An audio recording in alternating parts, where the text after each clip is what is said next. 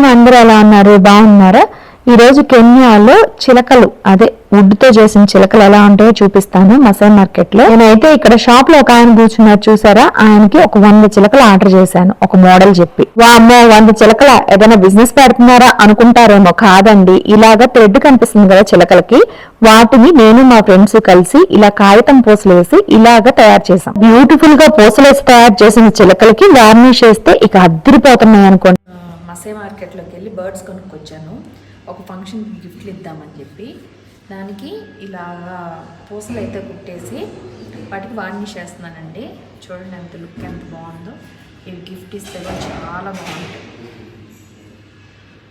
ఇక్కడైతే చూపిస్తాను మొత్తం వార్నిష్ చేసి ఎన్ని బర్డ్స్ అయినాయో. నాకు హెల్ప్ చేయడానికి మా స్టాఫ్లో ఒకళ్ళు కెన్యను నాకు హెల్ప్ చేస్తున్నారు అనమాట. చూపిస్తాను. ఇంకా డాన్ అనమాట, తను నాకు హెల్ప్ చేయడానికి వచ్చాడు. ఇలా మొత్తం అన్నిటికీ వార్నిష్ వేసేసి పెడదామని చెప్పి అనుకున్నా. చూపిస్తా, అన్నీ అయిపోయి వీటన్నిటికీ వార్నిష్ వేసి నాకు చూడండి ఎంత బాగుంది. బిఫోర్ వార్నిష్ వేయకముందు ఇలా ఉన్నాయి,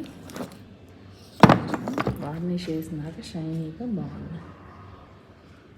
ఇంక ఇప్పుడు ఈ దారాలన్నీ కట్ చేస్తే బ్యూటిఫుల్ చిలకలు అయితే రెడీ అయిపోతాయి.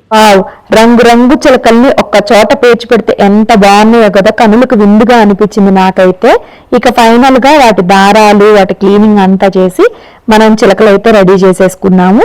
ఈ చిలకల వీడియో నచ్చితే లైక్ చేసి, షేర్ చేసి, సబ్స్క్రైబ్ చేసుకోండి. అసలు ఈ చిలకలు ఎందుకు వాడాను అనేది నెక్స్ట్ వీడియోలో చెప్తా. Bye bye.